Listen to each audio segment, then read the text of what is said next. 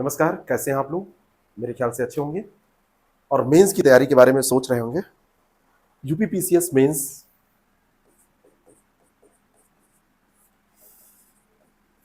का सबसे पहला पेपर सामान्य हिंदी। कितने पेपर हैं, कैसे कैसे एग्जाम होता है, एक वीडियो है जिसका लिंक नीचे डिस्क्रिप्शन बॉक्स में दिया है, उसको जाके देखिएगा, पूरा सिलेबस आपको समझ में आ जाएगा।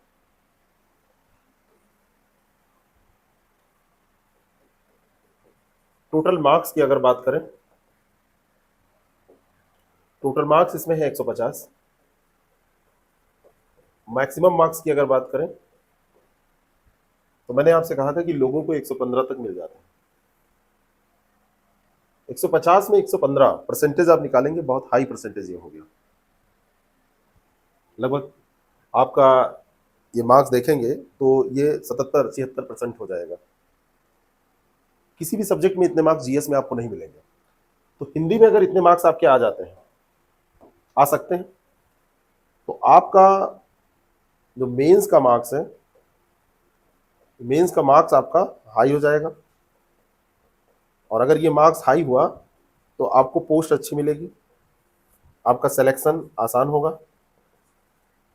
जीएस में आप हर एक पेपर में इतना दावा नहीं कर सकते कितने मार्क्स आएंगे 200 में, वहां पे 200 में इतने लाना मुश्किल है, यहाँ 150 में इतने आ सकते हैं। तो एक ऐसी रणनीति, एक ऐसी स्ट्रेटजी, बहुत कुछ नहीं करना है इसमें। मैं भी आपको बताऊंगा तो आपको लगेगा कि अरे ये सब तो हम जानते हैं।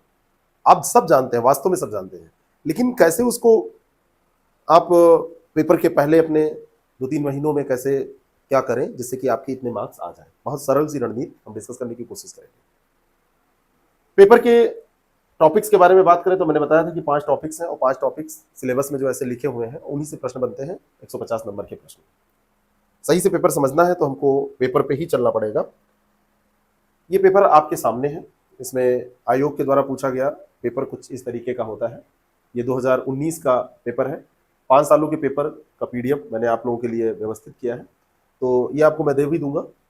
एक ग्रुप है हमारा, उसको मैं अभी लिंक बता दूंगा आपको, नीचे डिस्क्रिप्शन बॉक्स में लिंक दिया भी है, तो वहां से आप इसको ज्वाइन करके डाउनलोड कर लीजिएगा। सारे पेपर वहां उपलब्ध करा दिए जाएंगे, क्योंकि आयोग की वेबसाइट पे पेपर दे रहे हैं वो, लेकिन 1-2 सालों का उन्होंने दिया है, ज्यादा पेपर नहीं दिया है।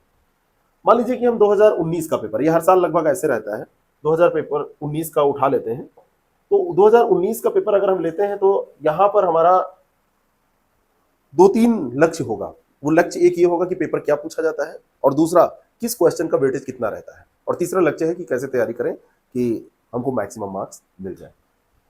3 घंटे का पेपर होता है, 150 अंक का पेपर होता है, और यहाँ पर हमारा जो टारगेट है, मैक्सिमम लोगों को 115, 16, 100, मैंने मार्कशीट देखी 118, 120 तक मार्क्स मिलते हैं, लेकिन हम 110-15 मान लेते हैं कि आपको भी मिल सकते हैं। आप किसी भी हिंदी इंग्लिश बैकग्राउंड के तब भी मिल सकते हैं, क्योंकि बहुत कठिन ये पेपर नहीं है। तो अगर हम टारगेट की बात करें तो आपको टारगेट इसमें कम से कम 110 का रख के चलना चाहिए, कोई बुरी बात नहीं है। 110 आप रख सकते हैं, लेकिन उसके लिए थोड़ी सी मेहनत आपको करनी पड़ेगी, और वो मेहनत रणनीति की ज्यादा है। वहां ऐसा कुछ नहीं है कि रोज इसको पढ़ना है कई घंटे। रणनीति, सभी प्रश्न अनिवार्य होते हैं, प्रत्येक प्रश्न के अंक दिए होते हैं प्रश्न के सामने। यहां पर क्योंकि लेटर राइटिंग का पेपर है तो इसको आपको फॉलो करना होता है। पत्र, प्रार्थना पत्र, किसी अन्य प्रश्न के उत्तर में अपना नाम या अन्य का नाम, पता, अनुक्रमांक ना लिखें, आवश्यक होने पर का खा गा लिखें। जैसे आप कहते हैं ना कि XYZ ABC, तो क्योंकि ये हिंदी का पेपर है तो का खा गा आप लिख सकते हैं। एक्सट्रीमली सॉरी, आप आभाषा भी लिख सकते हैं, कोई इसमें दिक्कत नहीं है। आप आभाषा का उपयोग भी कर सकते हैं। कहने का मतलब वहां पर कोई भी ऐसा नाम नहीं लिखना है जिससे कि इशारा हो जाए किसकी कॉपी है, इस कारण से इसको मना किया जाता है। तो ये निर्देश हैं, और निर्देशों का पालन जब आप करते हैं तो एग्जामिनर को बड़ा अच्छा लगता है। अनुशासन सबको प्रिय होता है, और खास करके अगर हिंदी का कोई टीचर हो तो हिंदी के टीचर को बहुत ज्यादा ये प्रिय होता है अनुशासन। 2 प्रश्न इसमें गद्यांश के होते हैं। प्रश्न संख्या 1 गद्यांश का है, और देखिए प्रश्न संख्या 2 भी गद्यांश का है। चलिए पहला प्रश्न देखते हैं, और यहां पर हम पढ़ेंगे नहीं, प्रश्नों की प्रवृत्ति पर हम बात करेंगे। आगे कभी क्लास होगी तो एक क्लास में हम गद्यांश कैसे करें ये बताएंगे, लेकिन आज हमारी जो ये क्लास है इसका उद्देश्य है कि गद्यांश में कौन कौन से प्रश्न पूछे जाते हैं। बहुत ध्यान से इसको पढ़िए, निम्नलिखित गद्यांश को ध्यानपूर्वक पढ़िए और नीचे लिखे गए प्रश्नों का उत्तर दीजिए। आपसे ये नहीं कहा जा रहा है कि नीचे लिखे गए प्रश्नों का उत्तर दीजिए, आपसे ये कहा जा रहा है कि ध्यानपूर्वक गद्यांश को पढ़ के नीचे लिखे गए प्रश्नों का उत्तर दीजिए। यानी कि जो उत्तर देना है ये उत्तर गद्यांश के आधार पर देना है, गद्यांश के आधार पर देना है। ये उत्तर जो आप लिख रहे हैं इसमें अपनी ओर से डेटा आपको नहीं देना है, अपनी तरफ से कुछ ऐड नहीं करना है। जो उत्तर आप दे रहे हैं वो इसी गद्यांश में जो बातें लिखी गई हैं इन्हीं के आधार पर देना है। लेकिन जब गद्यांश के प्रश्न आप कर रहे हैं तो इसका यह मतलब नहीं है कि आप अपनी लैंग्वेज में नहीं लिख सकते, अपनी भाषा में गद्यांश के आधार पर। लेकिन यहां पर एक चीज है कि अपनी भाषा में आपको उत्तर देना है। बहुत सारे लोग क्या कहते हैं, गद्यांश की भाषा की उठा के और लिख देते हैं और उनको लगता है कि बस हो गया हमारा। तो गद्यांश की भाषा आप न पकड़िए, आप गद्यांश के मैटर को देखिए, गद्यांश में क्या कहा गया है इसको लीजिए, और भाषा आपकी अपनी होनी चाहिए। शब्द यहां से आप ले सकते हैं, लेकिन शब्द से जो वाक्य बना रहे हैं वो अपने होने चाहिए। सीधा वाक्य मत उठाइए। कोई जरूरत नहीं है कि आप परमुखापेक्षिता का दूसरा सिनोनिम्स नहीं जानते, पर्यायवाची नहीं जानते, तो परमुखापेक्षिता शब्द के दूसरे पर्याय को सोचते सोचते आप 5 मिनट बिता दें, आपका पेपर ही लेट हो जाए। क्योंकि ये पेपर आपको बहुत छोटा लगेगा, लेकिन अगर सही से पेपर करेंगे तो पूरा समय आप यूटिलाइज करके करेंगे, तभी आपको अच्छे मार्क्स मिलेंगे। यहाँ पे रिकॉर्ड ये नहीं बनाना है कि आप 2 घंटे में पेपर करके जमा कर दिए तो बड़ा मजा आ गया। कई बार लोग जाते हैं एग्जामिनेशन देने तो वो कहते हैं कि हमने तो आधे घंटे पहले पेपर जमा कर दिया था। अरे भाई, उससे क्या मिलेगा? आपको 3 घंटे का समय 180 मिनट का दिया जा रहा है, आप 180 मिनट के समय को यूटिलाइज करिए। इससे क्या मिलेगा कि आपने पेपर बड़ा जल्दी जमा कर दिया, आपने आंसर शीट पूरा बढ़िया से कर दिया बहुत जल्दी 2 घंटे पहले, और मतलब ये 2 घंटे पे ही कर दिया, 1 घंटा आप वहां बैठ के चुनी खा रहे हैं, कोई मतलब नहीं है, च्युइंगम चबा रहे हैं, इसका कोई मतलब नहीं है। ये रिकॉर्ड बनाने आप नहीं गए हैं। अब प्रश्न कौन से पूछे जाते हैं? ये निश्चित प्रश्न है। एक प्रश्न यहां पर भावार्थ का आता है, हर बार ये आएगा, यही रहेगा। 2018, 19, 20, 21, 22 कभी पेपर उठाएंगे। साहित्य के लक्ष्य के विषय में उपयुक्त गद्यांश के आधार पर विचार कीजिए। तो एक प्रश्न पैरा से आएगा, ये जो पैरा दिया है उससे एक प्रश्न पूछा जाएगा। जैसे यहाँ पे साहित्य के लक्ष्य पूछ लिया गया, तो एक पैराग्राफ के आधार पर प्रश्न पूछा जाएगा। तो साहित्य के लक्ष्य हो सकता है आपको बहुत सारे आते हो कि साहित्य का ये लक्ष्य है, साहित्य समाज का दर्पण होता है, साहित्य के आधार पर फिल्में बनती हैं, साहित्य समाज को परिवर्तित करना चाहता है, फिल्में प्रभाव डालती हैं, दुनिया भर का आपको दिमाग में आपके कंटेंट रहता है। लेकिन ये कंटेंट आपका यहां पर काम नहीं आने वाला है। यहां पर जो लक्ष्य लिखने हैं, मैंने बार बार आपसे कहा है कि पैराग्राफ के आधार पर लक्ष्य लिखने हैं। तो जो पैराग्राफ में लिखे हैं उनको अपनी भाषा में आप लिख दीजिए। आपको यह कोशिश करनी है कि जो पैराग्राफ में है उसी के आधार पर अपनी भाषा में प्रश्न का उत्तर दीजिए, अपनी भाषा में। लेकिन भाषा आपकी होगी और कंटेंट कहां का होगा? Content from para. कंटेंट कहां से लेंगे? ये पैराग्राफ से लेंगे। फिर प्रस्तुत गद्यांश की रेखांकित पंक्तियों की व्याख्या करनी है। रेखांकित पंक्तियां यहां पर दी होती हैं कि कौन कौन सी रेखांकित पंक्तियां हैं। ये आप देखिए यहां पे, तो 3 यहां पे दी है। 20 नंबर का ये प्रश्न होता है। मैं साहित्य को यहां से शुरू हुआ, देखिए यहां तक ये रेखांकित है, तो पहला आपका ये हो गया। अब रेखांकित अंशों की व्याख्या कैसे करनी है? वहां पे जगह दी रहती है कॉपी में, तो कॉपी में रेखांकित अंशों की व्याख्या करने के लिए आप ऐसे लिखिए, रेखांकित अंशों की व्याख्या। नंबर 1, मैं साहित्य को, फिर डॉट डॉट डॉट डॉट, और लास्ट लीजिए इसका डॉट डॉट डॉट इधर लगा के, मुझे संकोच होता है, फिर लिखिए संदर्भ, है ना, और फिर करिए उसकी व्याख्या। रेखांकित अंशों की व्याख्या 20 नंबर की आपसे पूछी जा रही है, कभी 3 देता है, कभी 4 देता है, तो 3-4 रेखांकित अंशों की व्याख्या करके आप 80% नंबर यहां पे पा सकते हैं आसानी से। 80% नंबर पा सकते हैं आसानी से, कोई दिक्कत नहीं है। यहां पे 15-16 नंबर आपको मिल सकते हैं 20 में से। कैसे करना है? रेखांकित अंशों को आपने लिख दिया और फिर लिखा प्रसंग, और फिर लिख दिया व्याख्या। प्रसंग में क्या लिखा जाता है? प्रसंग में लिखा जाता है कि किसके बारे में ये लाइन कही गई है, किस विषय के बारे में, किस उद्देश्य से ये लाइन कही जा रही है इस पैराग्राफ में। तो आप लिखिए प्रस्तुत पंक्तियां, दिए गए गद्यांश में प्रस्तुत पंक्तियां इस बारे में कुछ कह रही हैं। आप लिख दीजिए जो भी उसमें दिया हुआ हो, क्योंकि यहां पे मैं पैरा लेके नहीं चल रहा हूं, इतना टाइम नहीं है। व्याख्या में आप करेंगे, सबसे बड़ा प्रश्न है कि कितने गुने में व्याख्या करनी है, तो कम से कम 3 गुना। अगर 10 शब्द की पंक्ति है तो आप इसको 3 से गुणा कर दीजिए, ये 30 शब्दों में आप व्याख्या करिए। अगर 50 शब्दों की पंक्ति है, 50 शब्दों की पंक्ति नॉर्मली आपसे नहीं पूछी जाएगी, नॉर्मली कुछ कम 30-35 शब्दों की पूछी जाती है, पूछी भी जा सकती है ज्यादा, तो इसकी कम से कम, जैसे 50 शब्द की है तो आप कम से कम 100 से 125 शब्दों में व्याख्या करिए। जहां पे छोटी पंक्ति है वहां कम से कम 3 गुना करिए। जहां पे ज्यादा बड़ी पंक्ति है, ज्यादा शब्द हैं उसमें, जैसे अभी मैंने पढ़ा दिखाया आपको इस वाले क्वेश्चन में, मतलब इस वाले पैराग्राफ में, तो वहां पर आप 2.5 गुना भी कर देंगे तो कोई दिक्कत नहीं है, क्योंकि कितना लिखेंगे, बहुत पूरा अंडरलाइन कर दिया है। तो छोटी जैसे 15 शब्द की पंक्ति है तो उसके 45 शब्दों में कोई शब्द गिनता नहीं है यहाँ पे, लेकिन व्याख्या करिए। अब व्याख्या करने में कई लोग करते हैं उसी चीज को बार बार एक बात को रिपीट करते हैं, बात का रिपीटिशन नहीं होना चाहिए। यहां पर व्याख्या करने में ध्यान रखना है कि हूबहू वही पंक्ति उतार नहीं देना है, कई बार लोग बदल बदल के वही उतारते हैं, नहीं, अपने शब्दों में ये जो व्याख्या होनी चाहिए 3 गुना लगभग होनी चाहिए और अपने शब्दों में होनी चाहिए। और यहां पर कोशिश करिए कि अगर आप रिप्लेस करते हैं, कर सकते हैं शब्दों को तो कर दीजिए। व्याख्या में क्या होता है, जो आप अनेक शब्दों के स्थान पर एक शब्द लिखते हैं, तो व्याख्या में आप एक शब्द के स्थान पर अनेक शब्दों वाला वाक्य लिख देते हैं। मान लीजिए कहीं पे दिया हुआ है कोई शब्द जिसका आपको पता है कि इसको अनेक शब्दों में एक शब्द जब हम पढ़ रहे थे तो वहां पर बड़े सेंटेंस के रूप में यह कहा जाता था, अभी वो भी प्रश्न आएंगे, वहां पे मैं समझाऊंगा आपको, ठीक है। जैसे किसी ऐसे व्यक्ति के बारे में बात की जा रही है, जैसे यहां पे मैं आपको एग्जैक्ट दिखा ही दे रहा हूं, ठीक है। मान लीजिए कि यहां पर है ये आकाश को चूमने वाला, एग्जैक्ट मैं आपको ये दिखा रहा हूं।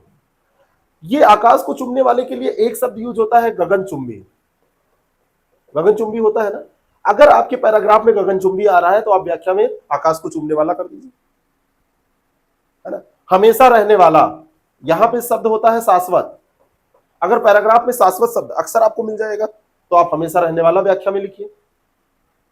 संध्या और रात के बीच का समय, वहां पे लिखा है गोधूली, तो जब गोधूली शब्द आ रहा है तो आप संध्या और रात के बीच का समय करके व्याख्या कर दीजिए। शब्द कैसे बढ़ाएंगे, ये एक तरीका होता है उसका, है ना। 100 में से 100 कोई बहुत असर नहीं पड़ेगा, 100% है, हर शब्द में व्याख्या ही नहीं होगी, मतलब हर ऐसा सोचेंगे सबको बड़ा कर दे, ऐसा नहीं होगा। इस तरीके से आप चीजों को बढ़ा सकते हैं जब आपसे व्याख्या करने को कहा जाए। निरर्थक शब्दों को छोड़ने का काम किया जाता है जब संक्षेपण किया जाता है, आगे अभी बात हम करेंगे। वहां पे आपको अनेक शब्दों की जगह एक शब्द का प्रयास करना है, कम शब्दों में संक्षेपित बात आपको करनी है, कम शब्दों में पूरा कर देना है। लेकिन यहां पे क्या करना है, आपको व्याख्या करनी है, तो व्याख्या 3 गुने में करिए, अपने शब्दों में करिए। अनेक शब्दों के लिए एक शब्द का जो उपयोग है इसका रिवर्स यूज यहां पे करिए, हो जाएगा। दूसरा प्रश्न नेचर में थोड़ा सा चेंज होता है। दूसरे प्रश्न का पहला क्वेश्चन, अब देखिए पहला पैराग्राफ कितने मार्क्स का हुआ, 5, 5 और 20, यानी कि टोटल इसमें मार्क्स हुए 30। यहां पर आपको 16 का लक्ष्य रखना चाहिए और यहां पर आपको कोशिश करनी चाहिए कि 3.5 4 नंबर आपको मिल जाए, तो दोनों में मिला के 10 में 7 नंबर यहाँ, तो 16 4 20 और 23, 30 नंबर में कम से कम 23 नंबर का लक्ष्य, यहाँ पर 23-24 नंबर का लक्ष्य होना चाहिए। इतना तो मिल ही जाएगा, इससे ऊपर भी आप प्राप्त कर सकते हैं। आगे बढ़ते हैं, अगला एक पैराग्राफ और है और वो भी देखिए 30 नंबर का दिया है। शीर्षक, शीर्षक कैसे निकालते हैं वीडियो पड़ा हुआ है, आप देख सकते हैं, आगे फिर मैं बताऊंगा, ठीक है। मेरे साथ जब आप रहेंगे इन पोर्शंस में तो आपको शीर्षक से निकालना बड़ा आसान लगने लगेगा, क्योंकि एक एक चीजें हम उस हिसाब से करेंगे कि आपको बड़ी आसानी से चीजें, बिल्कुल जैसे शीर्षक निकालना है तो शीर्षक बहुत आसानी से आप निकाल पाएंगे, बहुत कुछ नहीं सोचना पड़ेगा। शीर्षक जितने स्टूडेंट होते हैं उतने तो प्रकार के तो नहीं, लेकिन मोटे तौर पर हर स्टूडेंट के शीर्षक में अंतर पाया जाता है और सबको मार्क्स मिल सकते हैं। 5 नंबर का शीर्षक है। शीर्षक में करना क्या है, आपको शीर्षक की जो सबसे बड़ी विशेषता होती है, छोटे से छोटे में लिखना है, कम से कम शब्दों में लिखना है, पूर्ण अवतरण को प्रकट करने वाला हो। जैसे मान लीजिए कि मौद्रिक नीति के बारे में बात हो रही है और मौद्रिक नीति में मात्रात्मक और गुणात्मक दोनों बातें कह दी गई पैराग्राफ में, और आपने लिख दिया मात्रात्मक मौद्रिक नीति, तो नहीं, वहां पर शीर्षक होनी चाहिए भारत की मौद्रिक नीति, अगर भारत के बारे में बात कर रहा है, दोनों को प्रेजेंट करने वाला हो। मान लीजिए साहित्य और समाज की बात हो रही है और आपने केवल साहित्य की प्रासंगिकता शीर्षक दे दिया, समाज का जिक्र नहीं किया, तो शीर्षक अधूरा रह गया, तो मार्क्स भी अधूरे मिलेंगे। शीर्षक में फुल मार्क्स भी मिलते हैं, 0 मार्क्स भी मिलते हैं। शीर्षक ऐसा होना चाहिए जो पूरे पैराग्राफ को प्रेजेंट करे, पूरे अवतरण को प्रेजेंट करे, ये ध्यान रखना है। नेक्स्ट जो क्लास होगी उसमें बताएंगे। और फिर देखिए एक प्रश्न है, प्राचीन और नवीन में संतुलन क्यों आवश्यक है, विचार कीजिए। अब ये विचार कीजिए लिखा जरूर गया है, लेकिन ये पैराग्राफ के आधार पर ही विचार करना है, क्योंकि पैराग्राफ में ये बात कही गई है, प्राचीन और नवीन के बारे में, संतुलन के बारे में बात की गई है ना। देखिए परिवर्तन के बारे में यह है, तो परिवर्तन के बारे में यहां पर बात की गई है, और नियमों की स्थिरता जो विज्ञान में है और स्फूर्ति में जीवन की गतिशीलता जो साहित्य में है, दोनों के बीच हमें संतुलित मार्ग खोजना है। जब आप इसको पढ़ेंगे तो प्राचीन और नवीन में कैसे समन्वय स्थापित करना है, कैसे क्या करना है, ये आपको समझ में आएगा। अपने शब्दों में आप लिख देंगे। यही प्रश्न यहाँ पर पूछा जा रहा है, प्राचीन और नवीन में संतुलन क्यों आवश्यक है। और अंतिम फिर यहां पर, जैसे वहां पर क्या था, व्याख्या, उसी का उल्टा यहां पर है संक्षेपण। व्याख्या हमने कहा था कि 3 गुना करिए, 3 गुनी व्याख्या करने की बात कही थी। यहां पे 1/3 गुना आपको करना है। संक्षेपण में क्या होता है, 1/3 गुना होता है। अगर 30 शब्द दिया हुआ है पूरे पैराग्राफ में, तो इसको यानी कि 10 शब्दों में आपको संक्षेपण लिखना है। नॉर्मली जो आपको पैराग्राफ दिए जाते हैं वो 200 शब्दों के आसपास होते हैं, नॉर्मली ऐसे रहते हैं। तो इनको 3/3 करेंगे, यानी कि 60-70 शब्दों के बीच में आपको व्याख्या करनी होती है। कभी 230 भी हो सकता है, कभी 190-95 भी हो सकता है। तो आपको 3/3 कर देना है, लगभग उतने शब्दों में व्याख्या आपको करनी है। शब्द गिन के लिख भी देना है, शब्द गिन के उसमें ब्रैकेट में लास्ट में आपने लिख भी दिया, तो एग्जामिनर को बड़ा अच्छा लगेगा कि हाँ, जो बच्चा है वो दावे के साथ संक्षेपण किया है और सूचित भी कर रहा है कि इतने शब्दों में संक्षेपण उसने किया है। तो वो मोटे तौर पर उनको आइडिया होता है, इनको मॉडल आंसर दिया जाता है और उस मॉडल आंसर में लिखा रहता है कि इतने शब्दों में अगर कोई व्याख्या करता है तो उसको इतने % मार्क्स देने हैं। तीसरी बात यह है कि संक्षेपण भी अपने शब्दों में आपको करना है, अपने शब्दों में। यहां पे एक तो शब्द संख्या लिख देनी है, यह हमने आपको बताया 1/3 गुना करना है, और शब्द संख्या 1/3 शब्द जिसे कहते हैं। लेकिन इसमें 2-4 शब्द अगर ज्यादा हो जाते हैं तो आपको बहुत घबराना नहीं है, ये सब काट पीट मचा दिए। इस पूरे हिंदी के पेपर में जो सबसे आवश्यक बात है, कटिंग कम से कम करना है। कटिंग ना हो तो सबसे बेस्ट है, बाय द वे हो जाती है कहीं तो उसको घोचना नहीं है। मान लो कुछ गलत लिख गया यहाँ, तो एक लाइन खींच के ऐसे उसको बस क्रॉस कर देना है और आगे उसको शुरू कर देना है जो भी आपको लिखना है। ये नहीं, बहुत सारे लोग ऐसे ऐसे कटिंग करते हैं, ऐसे ऐसे उसको पूरा डिजाइन बना देते हैं, तो ये सही नहीं होता है। ये चीज आप ध्यान रखिए। तो संक्षेपण 1/3 शब्दों में कैसे बढ़िया संक्षेपण करते हैं, मेरा वीडियो पड़ा हुआ है, आप उसको देख सकते हैं, आगे फिर कभी मैं बताऊंगा। यहां पर स्ट्रेटजी है। अब इन दोनों 30 क्वेश्चन में 30 नंबर में, यहां पर भी इन दोनों क्वेश्चन में 30-30 नंबर आपको दिए जाते हैं, तो वहां पे लक्ष्य मैंने कहा 23-24 मार्क्स का, यहां पर भी सेम ऐसे ही रहना चाहिए। तो 60 के बीच में आपका ये मान के चलिए कि लगभग 48 मार्क्स यहां पर हो जाना चाहिए। यहां पे मिल भी जाता है, लेकिन ये मिलेगा तब जो प्रैक्टिस आप कर लेंगे नियमों के आधार पे। बहुत सारे लोग डायरेक्ट एग्जाम देने जाते हैं तो उनको 70-80 नंबर 85 नंबर मिल जाते हैं, तो वो कहते हैं कि इतने नंबर हमको मिल गए हैं तो हमको अब क्या करना है, किसी भी तरीके की चिंता है नहीं, अब हम आराम से जीएस में कवर कर लेंगे। क्या करना है, जीएस तो हमारे हाथ में है, आपके हाथ में कुछ भी नहीं है। आपके हाथ में बस क्या है, अच्छे से पढ़ना और एग्जाम देना। इसीलिए कई बार ऐसा होता है कि हमारा जीएस में सुधरता है तो यहां पे गड़बड़ हो जाता है, और यहां पे सही होता है तो जीएस में गड़बड़ हो जाता है। तो आपको हर जगह बैलेंस करके चलना है। आपको हर एक पोर्शन पे जहां पे जरा सा भी गुंजाइश है वहां पे आपको मैक्सिमम मार्क्स लाने की कोशिश करनी है। तो यहां पे ये टारगेट करिए। देखिए तीसरा प्रश्न आपका होता है 20 नंबर का। यहाँ पे तीसरा प्रश्न 20 नंबर का है। 10-10 नंबर के 2 क्वेश्चन पूछे जाते हैं। 20 मार्क्स का ये पेपर है, और ये जो पेपर है ये पत्राचार का है ना, इसको कहते हैं पत्र लेखन का भी इसको पेपर कहते हैं, क्वेश्चन कहते हैं। तो ये जो क्वेश्चन है, देखिए यहां पर अधिसूचना एक पूछा गया है, और दूसरा यहां पे डायरेक्ट कह दिया गया कि अधिसूचना को परिभाषित कीजिए। तो जब भी जो सिलेबस हमने बताया था, तो जब भी वो टॉपिक पढ़िए परिभाषा, जब भी परिभाषा पूछी जाए तो परिभाषा के साथ में पूछा जाए या ना जाए, विशेषता 5 लाइन की, 5 बिंदुओं में 5 बुलेट पॉइंट में इसकी विशेषताएं जरूर आपको बता देनी है। जब परिभाषा और विशेषताएं दोनों बताएंगे सटीक तौर पे, फालतू बातें नहीं है ऐसे लिखा जाता है, इसको बाएं से शुरू करते हैं दाहिने खत्म करते हैं, विशेषता नहीं होती है। विशेषता जो उस पत्र का उद्देश्य है, अन्य पत्र से उसको अलग करता है, ऐसी विशेषताएं लिखिए।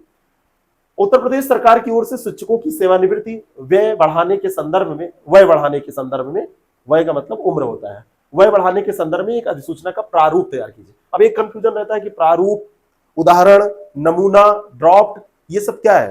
तो प्रारूप, नमूना, ड्राफ्ट ये एक ही चीज है। ये जहां पूछा जाए तो यहां पर आपको प्रारूप बना देना है ना, कि कैसे कैसे किस प्रारूप पे, किस ड्राफ्ट पे, किस नमूने पे लेटर लिखा जाना है, ये प्रारूप बना के इसको बता देना है। अगर आपको उदाहरण देने के लिए कहा जाए तो पूरा लैंग्वेज सहित लिखना है, पूरी भाषा लिख के आपको बतानी है। उदाहरण ज्यादा व्यापक होता है, ये थोड़ा सा अधूरा होता है जो प्रारूप होता है। ठीक है, तो प्रारूप में ये दिखा देना है कि विषय ये हुआ और इसमें इसके संबंध में और इनकी ओर से इनको लिखना है, ऐसे बता दिया है ना। उत्तर प्रदेश सरकार की ओर से शिक्षकों की सेवानिवृत्ति व्यय बढ़ाने के संदर्भ में एक अधिसूचना का प्रारूप तैयार करना है, तो वो प्रारूप आपने बना के दिखा दिया। दूसरा ऐसा भी पूछ लिया जाता है, स्वास्थ्य विभाग उत्तर प्रदेश लखनऊ की ओर से सचिव स्वास्थ्य मंत्रालय भारत सरकार नई दिल्ली को भेजने के लिए एक अर्ध सरकारी पत्र, दूसरा टॉपिक है क्या, अर्ध सरकारी पत्र। तो अर्ध सरकारी पत्र का यहाँ पे भी प्रारूप ही पूछा है, तो अर्ध सरकारी पत्र का विषय यहाँ पे दिया है, इसके आधार पर बना दीजिए।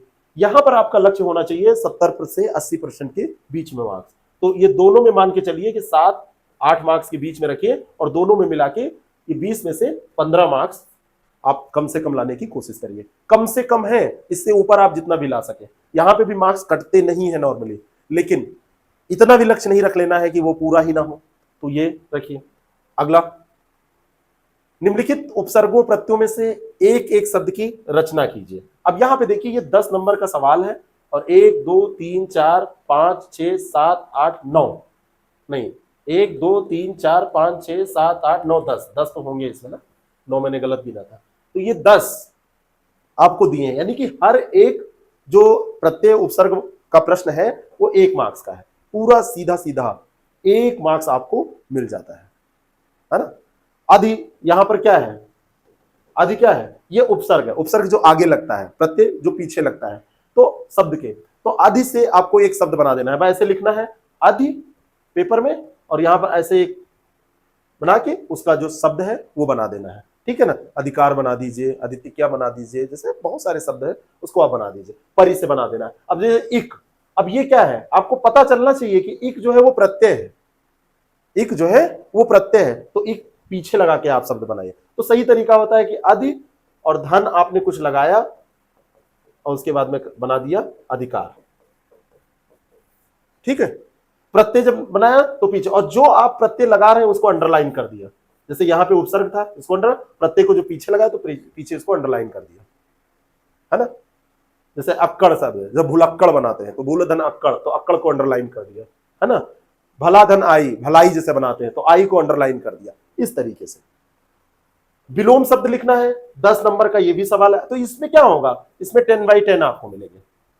अगर कोई आपका एक गलत होगा तो वही मार्क्स कटेगा, सारे मार्क्स, सारे प्रत्ययों उपसर्गों का मार्क्स तो नहीं कटेगा ना, वही। तो मान लीजिए आपका 10 आपने किया, उसमें 8 सही हो गया, कोशिश करिए 10 में 10 सही हो जाए, तो इसमें तो बिल्कुल मैथमेटिकल नंबर आपको मिलेंगे, मार्क्स मिलेंगे। विलोम भी 10 दिए हैं और 10 विलोम 10 नंबर के हैं।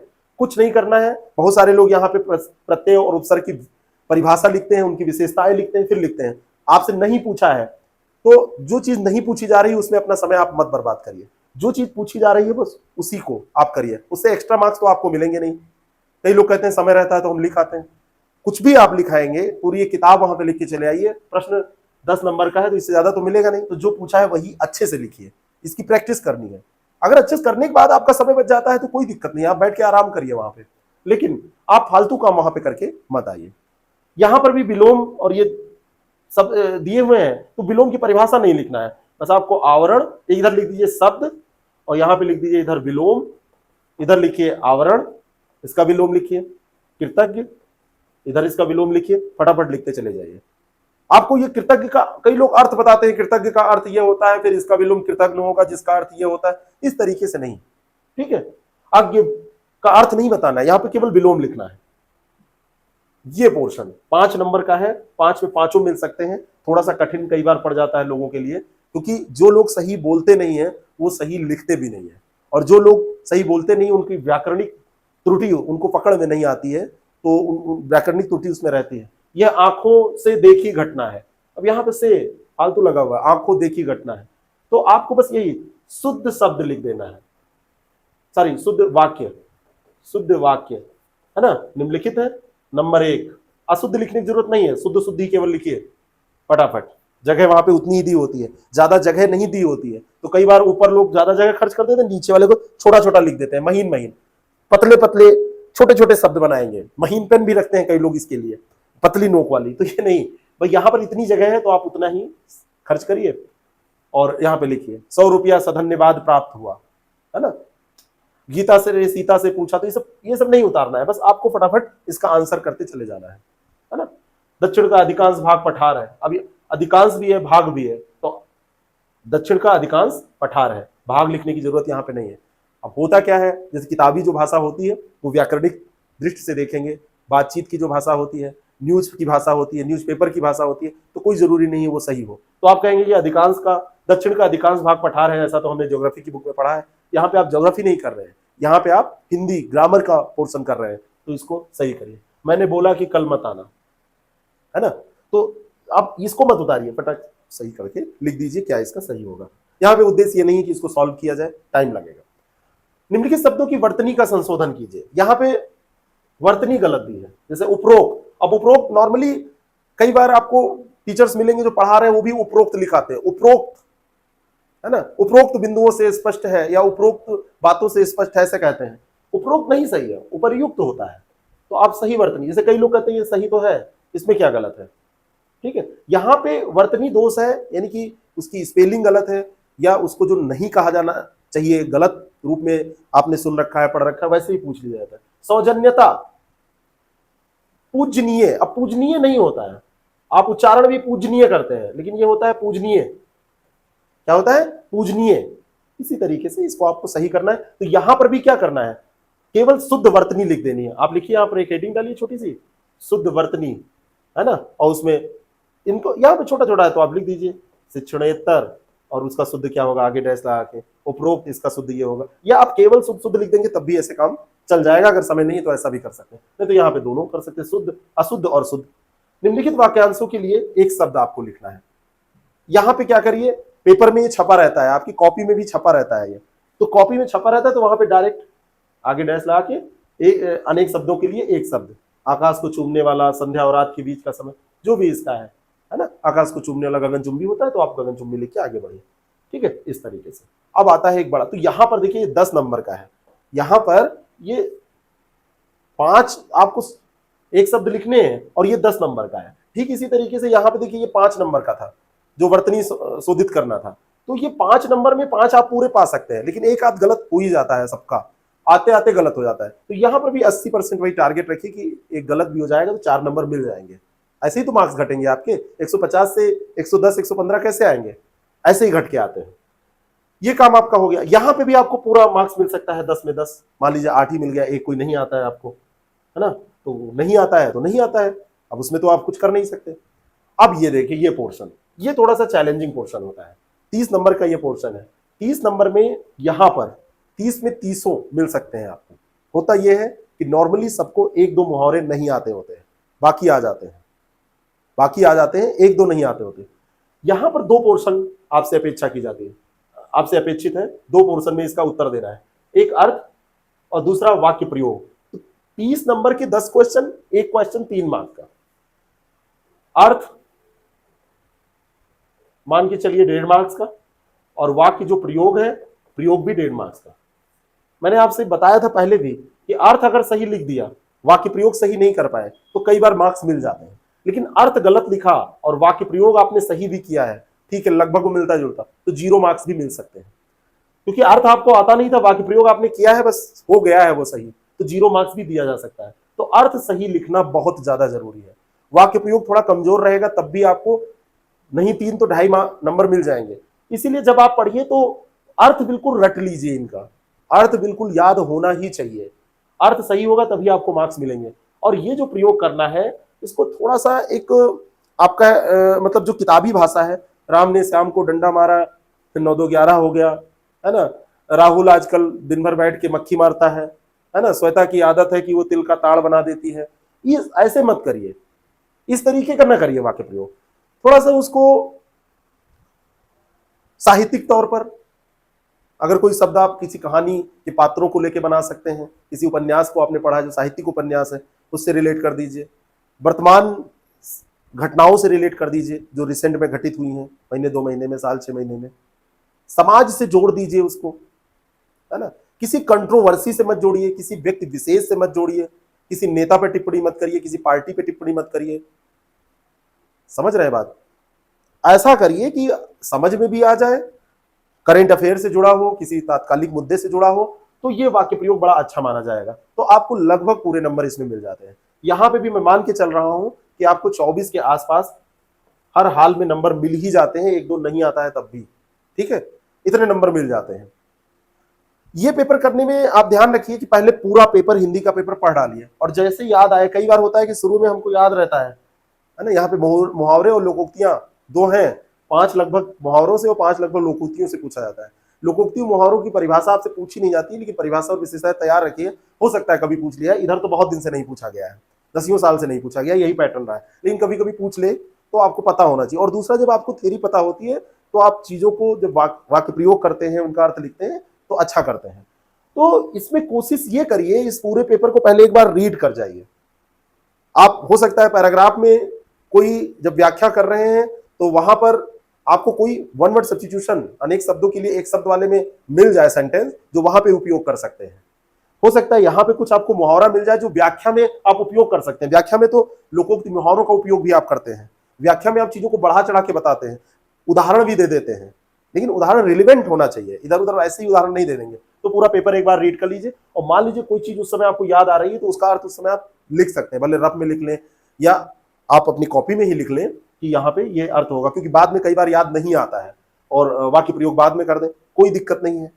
कई बार लोगों का पेपर करने का तरीका होता है कि ग्रामर पोर्शन वो पहले करते हैं और इसको बाद में करते हैं, वो भी तरीका सही है। कई बार लोग फर्स्ट से शुरू करते हैं, लास्ट तक जाते हैं, वो भी सही है, ठीक है।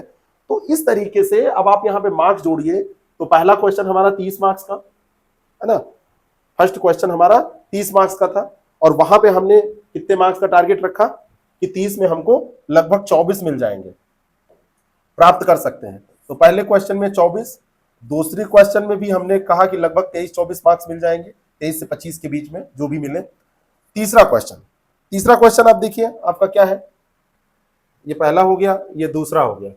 तीसरे में हमने कहा था कि 15 नंबर हमको मिल सकते हैं। कितने नंबर? 15 नंबर मिल सकते हैं। मिल तो 20 भी सकते हैं, लेकिन 15 रखिए। और ये उपसर्ग वाले में मान के चलिए 8 मिल जाएंगे, विलोम वाले में 8 मिल जाएंगे। तो ये चौथे और पांचवें में 8-8 मार्क्स आप लिख लीजिए। ये जो चौथा और पांचवा है तो इसमें हम 8-8 मार्क्स लेते हैं। यहाँ पे भी 8 मिलेंगे और यहाँ पे भी हमको 8 मार्क्स मिल जाएंगे। फिर आया छठा 5 नंबर का है, इसमें हम मान लेते हैं 4 हमको मिलेंगे, यहाँ पे भी 4 मिलेंगे, तो छठे में 4-4 ये 8 नंबर हो गए। ये 2 काखा है ना इसमें, तो ये छठे में हमको मिल जाएंगे 8 नंबर। आगे बढ़ते हैं।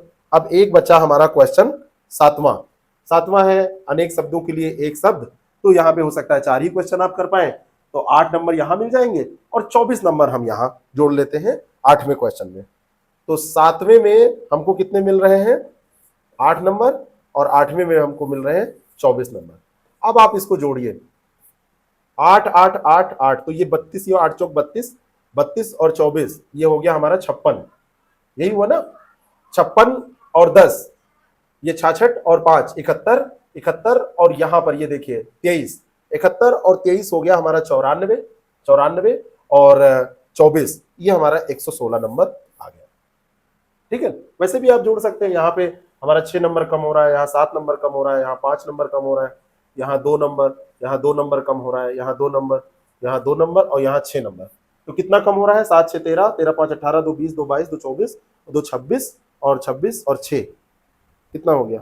32। कुछ थोड़ा सा गड़बड़ यहाँ जोड़ने में हुआ है। 4 3 7 5 12, 12 और 8 20, 8 28, 28 8 36, 36 8 44 और 4, ये 118 हो जाएगा। ठीक है, दोनों का योग कितना होना चाहिए? 150। तो ये 118 मार्क्स हमारा ये है। तो 110 से 115 के बीच में आप आसानी से गेन कर सकते हैं ऐसे। अब इसके लिए करना क्या होगा? इसके लिए करना ये होगा कि 5 सालों का, कम से कम 5 इयर्स का आपको पेपर जो है वो सॉल्व कर लेना होगा।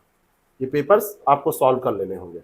आपको पेपर देने जाने से पहले कम से कम 4 टेस्ट दे लेने होंगे, जिससे आपकी स्पीड हो जाए और जो गलतियां आप कर सकते हैं एग्जामिनेशन हॉल में, वो गलतियां आप ना करें। ठीक है, तीसरा काम आपको क्या करना है, ये ग्रामर वाले जो पोर्शन है इनको पढ़ तो लेना ही है। इनको ये जो पूछे जा चुके हैं लगभग 8-10 सालों का, उसकी लिस्टिंग बहुत अच्छे से तैयार कर लेनी है, और बहुत ज्यादा नहीं, लेकिन प्रमाणिक बुक से, जैसे हम लोग जो मटेरियल उपलब्ध कराते हैं वो बिल्कुल सटीक होता है। मुहावरे लोकोक्तियों का अर्थ भी कई बार अलग अलग दिया होता है, तो प्रमाणिक बुक से आपको तैयार करना है और इसको चेक करा लेना है कहीं पे, ये टेस्ट के माध्यम से हो जाएगा। तो आपको पढ़ना यहाँ पे कम है, लेकिन प्रमाणिक पढ़ना है, इधर उधर कोई भी चीजें नहीं पढ़ डालनी है। तो प्रमाणिक बुक से पढ़िए, कोई नोट्स हो प्रमाणिक उससे पढ़िए, और बहुत ज्यादा नहीं उलझना है कि बहुत ज्यादा लगातार आप इसके लिए कई कई घंटे प्रयास रोज कर रहे हैं, ऐसा कुछ नहीं करना है।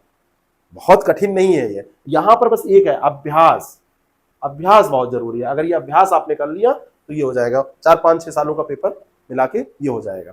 पेपर मैं आपको प्रोवाइड कराया दे रहा हूँ, ये वहां पे डाल दिया जाएगा ग्रुप में। हमारा एक टेलीग्राम ग्रुप है, उसको सर्च कीजिएगा, CA बाई करंट अफेयर के नाम से है, IAS प्रेप है ना, और एक हमारा IAS प्रेप ऑफिशियल के नाम से भी ग्रुप है। उन दोनों को ज्वाइन कर लिए, वहां पे हम कुछ ना कुछ आपको प्रोवाइड कराते रहते हैं। तो वो ग्रुप ज्वाइन करने के बाद आपको ये 5 साल का पेपर मैं साथ में दिए दे रहा हूँ। जो ये पेपर मैंने अभी डिस्कस किया है, ये पेपर आपको मिल जाएगा।